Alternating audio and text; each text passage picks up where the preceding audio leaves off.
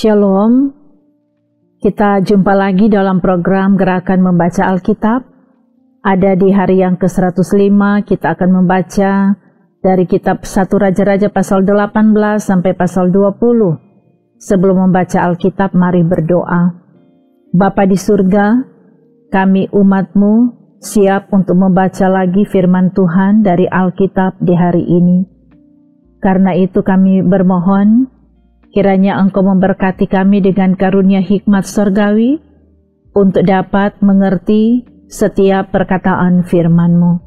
Di dalam nama Yesus kami berdoa. Amin. Mari kita ikuti pembacaan dari kitab 1 Raja-Raja pasal 18 sampai pasal 20. Dan sesudah beberapa lama, datanglah firman Tuhan kepada Elia dalam tahun yang ketiga. Pergilah, perlihatkanlah dirimu kepada Ahab, sebab aku hendak memberi hujan ke atas muka bumi. Lalu pergilah Elia memperlihatkan diri kepada Ahab. Adapun kelaparan itu berat di Samaria. Sebab itu Ahab telah memanggil Obadya yang menjadi kepala istana. Obadya itu seorang yang sungguh-sungguh takut akan Tuhan. Karena pada waktu Isabel melenyapkan nabi-nabi Tuhan, Obadya mengambil 100 orang nabi, lalu menyembunyikan mereka 50 ke sekelompok dalam gua dan mengurus makanan dan minuman mereka. Ahab berkata kepada Obadya, "Jelajahilah negeri ini dan pergi ke segala mata air dan ke semua sungai. Barangkali kita menemukan rumput, sehingga kita dapat menyelamatkan kuda dan bagal, dan tidak usah kita memotong seekor pun dari hewan itu." Lalu mereka membagi-bagi tanah itu untuk menjelajahinya. Ahab pergi seorang diri ke arah yang satu, dan Obadya pergi ke arah yang lain. Sedang Obadya di tengah jalan, ia bertemu dengan Elia. Setelah mengenali dia, ia sujud serta bertanya, "Engkaukah ini, hai tuanku Elia?" Jawab Elia kepadanya, "Benar. Pergilah, katakan kepada tuanmu, Elia ada." Tetapi jawab Obadya, "Apakah dosa yang telah kuperbuat, maka engkau hendak menyerahkan hambamu ini kepada Ahab, supaya aku dibunuhnya?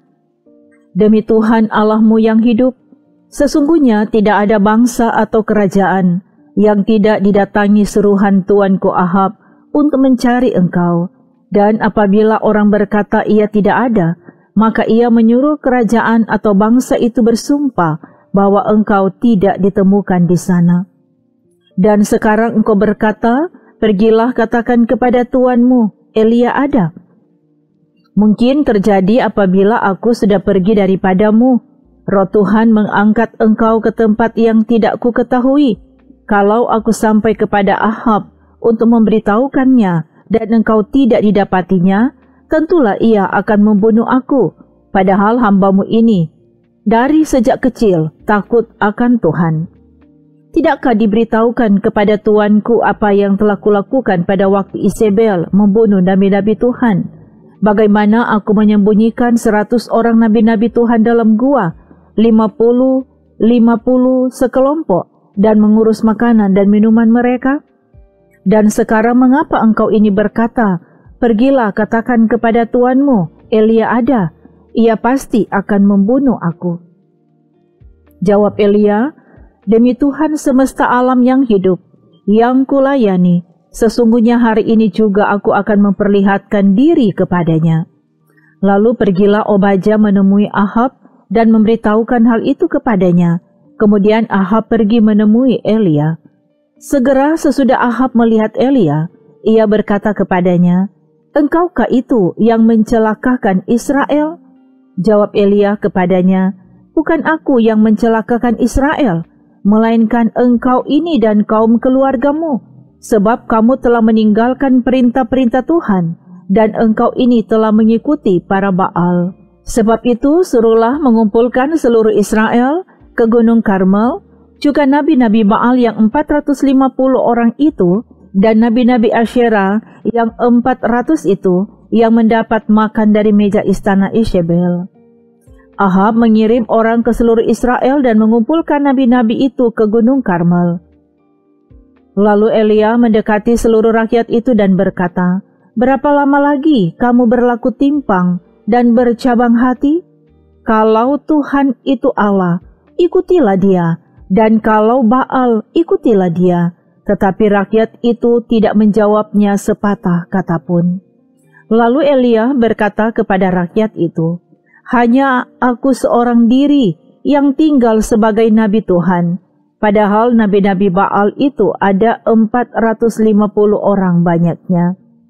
Namun, baiklah diberikan kepada kami 2 ekor lembu jantan, biarlah mereka memilih seekor lembu, memotong-motongnya, menaruhnya ke atas kayu api, tetapi mereka tidak boleh menaruh api.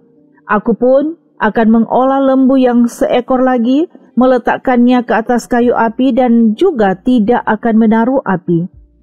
Kemudian biarlah kamu memanggil nama Allahmu dan aku pun akan memanggil nama Tuhan. Maka Allah yang menjawab dengan api, Dialah Allah." Seluruh rakyat menyahut katanya, "Baiklah demikian." Kemudian Elia berkata kepada nabi-nabi Baal itu, "Pilihlah seekor lembu dan olahlah itu dahulu, karena kamu ini banyak. Sesudah itu panggillah nama Allahmu, tetapi kamu tidak boleh menaruh api." Mereka mengambil lembu yang diberikan kepada mereka, mengolahnya dan memanggil nama Baal dari pagi sampai tengah hari. Katanya, "Ya Baal, jawablah kami." Tetapi tidak ada suara, tidak ada yang menjawab. Sementara itu mereka berjingkat-jingkat di sekeliling mezbah yang dibuat mereka itu. Pada waktu tengah hari, Elia mulai mengejek mereka katanya, "Panggillah lebih keras, bukankah Dia Allah? Mungkin Ia merenung, mungkin ada urusannya, mungkin Ia bepergian, barangkali Ia tidur dan belum terjaga." Maka mereka memanggil lebih keras, serta menoreh-noreh dirinya dengan pedang dan tombak, seperti kebiasaan mereka, sehingga darah bercucuran dari tubuh mereka. Sesudah lewat tengah hari, mereka kerasukan sampai waktu mempersembahkan korban petang, tetapi tidak ada suara, tidak ada yang menjawab, tidak ada tanda perhatian. Kata Elia kepada seluruh rakyat itu, "Datanglah dekat kepadaku." Maka mendekatlah seluruh rakyat itu kepadanya. Lalu ia memperbaiki mezbah Tuhan yang telah diruntuhkan itu. Kemudian Elia mengambil 12 batu menurut jumlah suku keturunan Yakub. Kepada Yakub ini telah datang firman Tuhan, "Engkau akan bernama Israel." Ia mendirikan batu-batu itu menjadi mezbah demi nama Tuhan dan membuat suatu parit sekeliling mezbah itu yang dapat memuat 2 sukat benih. Ia menyusun kayu api, memotong lembu itu dan menaruh potongan-potongannya di atas kayu api itu. Sesudah itu ia berkata, "Penuhilah 4 buyung dengan air dan tuangkan ke atas korban bakaran dan ke atas kayu api itu." Kemudian katanya, "Buatlah begitu untuk kedua kalinya." Dan mereka berbuat begitu untuk kedua kalinya. Kemudian katanya, "Buatlah begitu untuk ketiga kalinya." Dan mereka berbuat begitu untuk ketiga kalinya. Sehingga air mengalir sekeliling mezbah itu, bahkan parit itu pun penuh dengan air. Kemudian pada waktu mempersembahkan korban petang, tampillah Nabi Elia dan berkata, "Ya Tuhan Allah Abraham, Ishak, dan Israel, pada hari ini biarlah diketahui orang bahwa Engkaulah Allah di tengah-tengah Israel, dan bahwa aku ini hamba-Mu, dan bahwa atas firman-Mu lah aku melakukan segala perkara ini. Jawablah aku ya Tuhan, jawablah aku, supaya bangsa ini mengetahui bahwa Engkaulah Allah ya Tuhan, dan Engkaulah yang membuat hati mereka tobat kembali." Lalu turunlah api Tuhan menyambar habis korban bakaran, kayu api, batu, dan tanah itu, bahkan air yang dalam parit itu habis dijilatnya. Ketika seluruh rakyat melihat kejadian itu, sujudlah mereka serta berkata, "Tuhan, dialah Allah, Tuhan, dialah Allah." Kata Elia kepada mereka, "Tangkaplah nabi-nabi Baal itu, seorang pun dari mereka tidak boleh luput." Setelah ditangkap, Elia membawa mereka ke sungai Kison dan menyembelih mereka di sana. Kemudian berkatalah Elia kepada Ahab, "Pergilah, makanlah dan minumlah, sebab bunyi derau hujan sudah kedengaran." Lalu Ahab pergi untuk makan dan minum, tetapi Elia naik ke puncak gunung Karmel. Lalu ia membungkuk ke tanah dengan mukanya di antara kedua lututnya. Setelah itu ia berkata kepada bujangnya, "Naiklah ke atas, lihatlah ke arah laut." Bujang itu naik ke atas, ia melihat dan berkata, "Tidak ada apa-apa." Kata Elia, "Pergilah sekali lagi." Demikianlah sampai 7 kali. Pada ke-7 kalinya berkatalah bujang itu, "Wah, awan kecil sebesar telapak tangan timbul dari laut." Lalu kata Elia, "Pergilah, katakan kepada Ahab, pasang keretamu dan turunlah, jangan sampai engkau terhalang oleh hujan." Maka dalam sekejap mata langit menjadi kelam oleh awan badai, lalu turunlah hujan yang lebat. Ahab naik kereta lalu pergi ke Yisrael. Tetapi kuasa Tuhan berlaku atas Elia. Ia mengikat pinggangnya dan berlari mendahului Ahab sampai ke jalan yang menuju Yisrael. Ketika Ahab memberitahukan kepada Isabel segala yang dilakukan Elia dan perihal Elia membunuh semua nabi itu dengan pedang, maka Isabel menyuruh seorang suruhan mengatakan kepada Elia, "Beginilah kiranya para Allah menghukum aku, bahkan lebih lagi daripada itu jika besok kira-kira pada waktu ini aku tidak membuat nyawamu sama seperti nyawa salah seorang dari mereka itu." Maka takutlah ia, lalu bangkit dan pergi menyelamatkan nyawanya. Dan setelah sampai di Beersheba, yang termasuk wilayah Yehuda, ia meninggalkan bujangnya di sana. Tetapi ia sendiri masuk ke padang gurun sehari perjalanan jauhnya, lalu duduk di bawah sebuah pohon arar. Kemudian ia ingin mati, katanya, "Cukuplah itu. Sekarang ya Tuhan, ambillah nyawaku, sebab aku ini tidak lebih baik daripada nenek moyangku." Sesudah itu ia berbaring dan tidur di bawah pohon arar itu. Tetapi tiba-tiba seorang malaikat menyentuh dia serta berkata kepadanya, "Bangunlah, makanlah." Ketika ia melihat sekitarnya, maka pada sebelah kepalanya ada roti bakar dan sebuah kendi berisi air. Lalu ia makan dan minum, kemudian berbaring pula. Tetapi malaikat Tuhan datang untuk kedua kalinya dan menyentuh dia serta berkata, "Bangunlah, makanlah, sebab kalau tidak perjalananmu nanti terlalu jauh bagimu." Maka bangunlah ia lalu makan dan minum, dan oleh kekuatan makanan itu, ia berjalan 40 hari 40 malam lamanya sampai ke gunung Allah, yakni gunung Horeb. Di sana masuklah ia ke dalam sebuah gua dan bermalam di situ. Maka firman Tuhan datang kepadanya demikian, "Apakah kerjamu di sini, hai Elia?"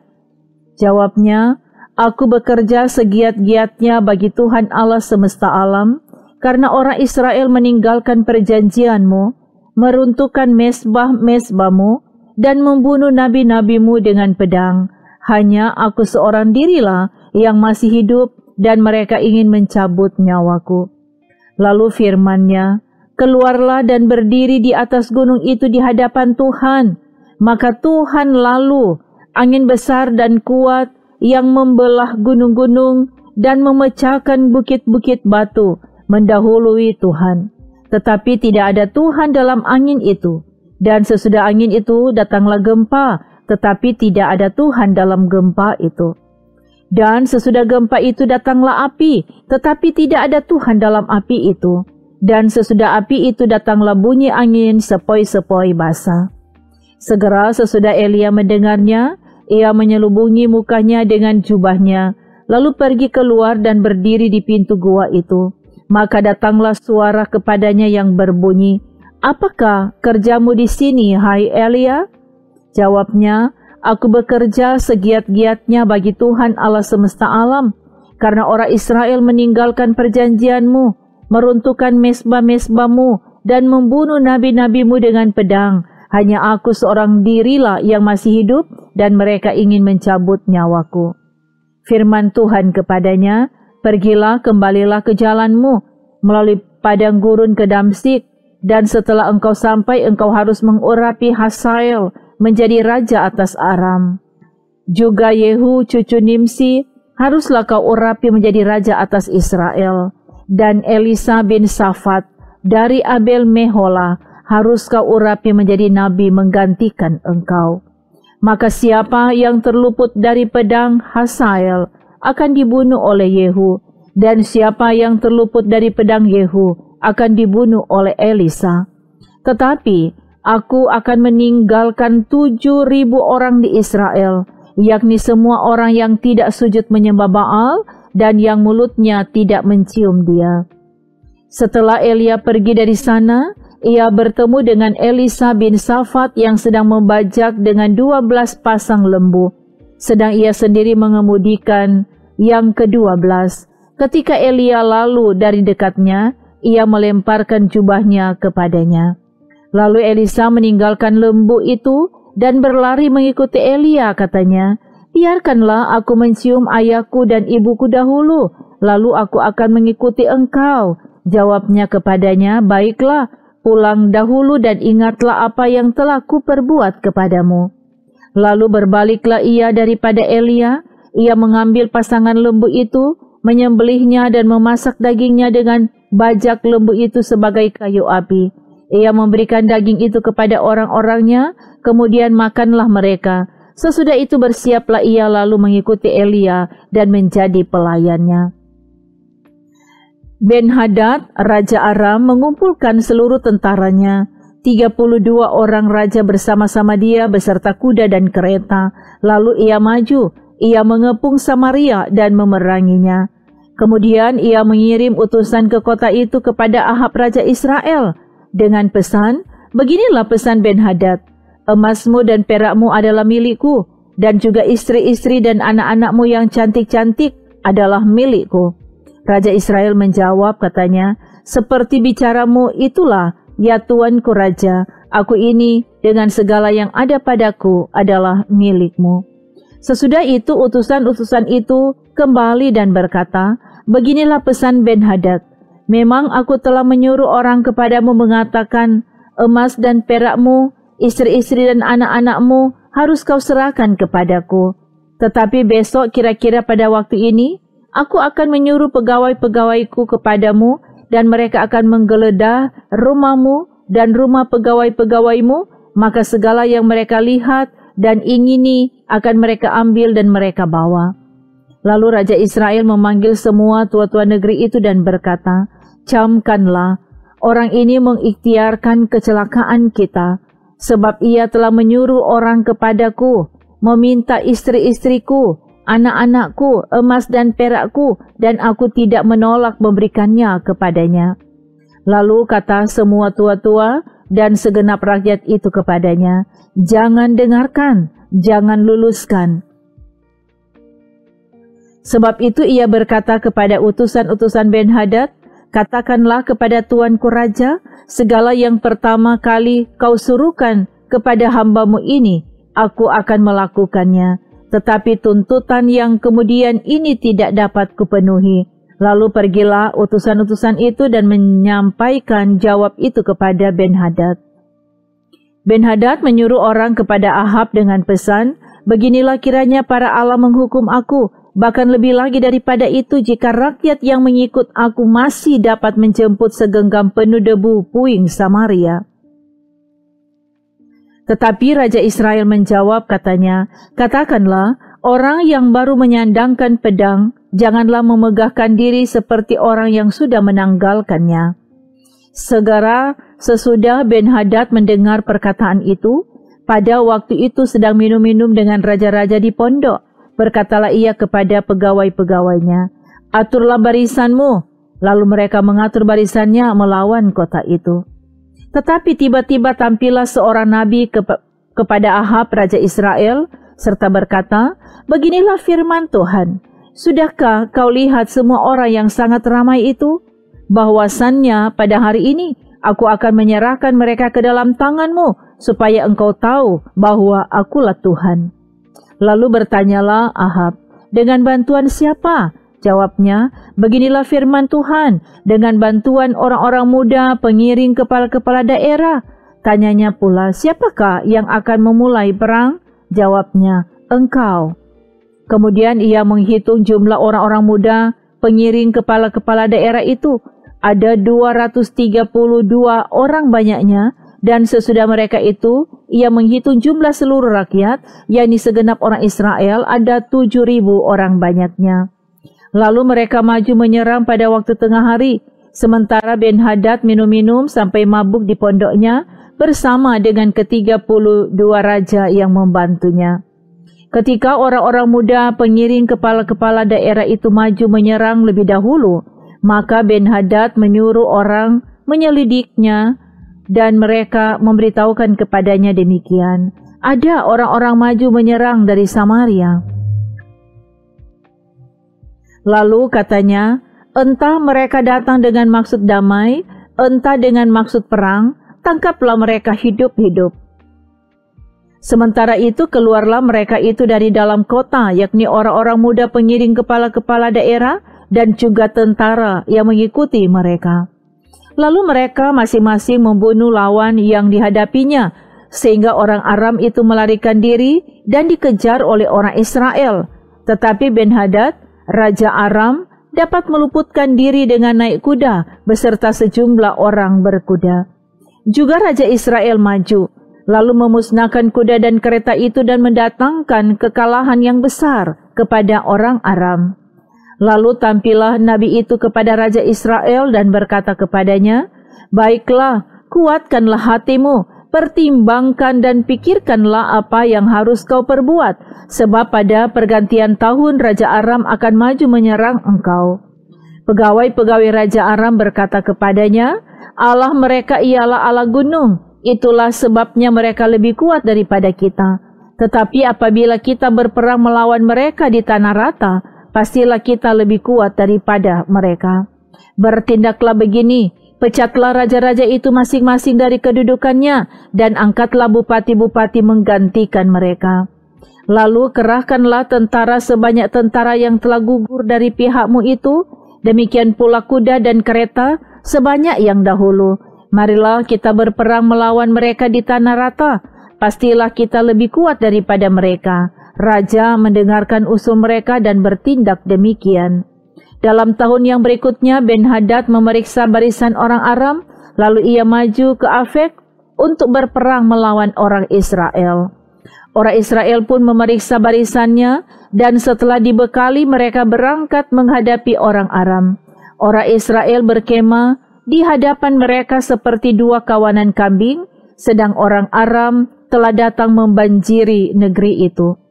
Maka tampillah abdi Allah dan berkata kepada Raja Israel, beginilah firman Tuhan, oleh karena orang Aram itu telah berkata, Tuhan ialah Allah gunung dan bukan Allah dataran, maka aku akan menyerahkan seluruh tentara yang besar itu ke dalam tanganmu, supaya kamu tahu bahwa akulah Tuhan.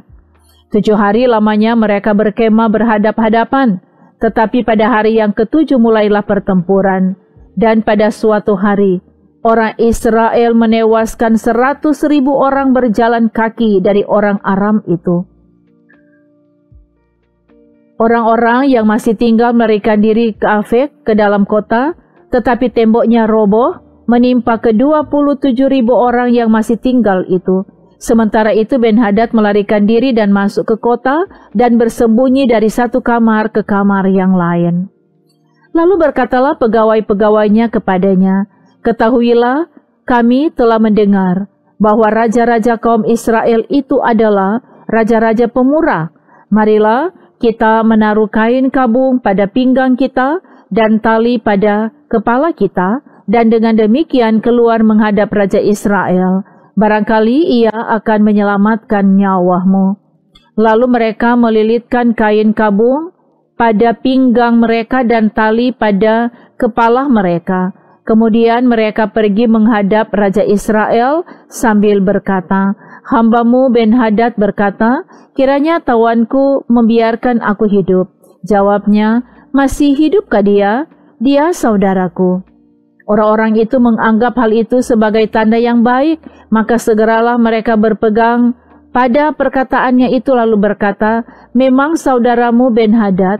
Sesudah itu berkatalah Ahab, pergilah, ambil dia. Jadi keluarlah Ben-Hadad mendapatkan dia, lalu diajak naik ke atas kereta.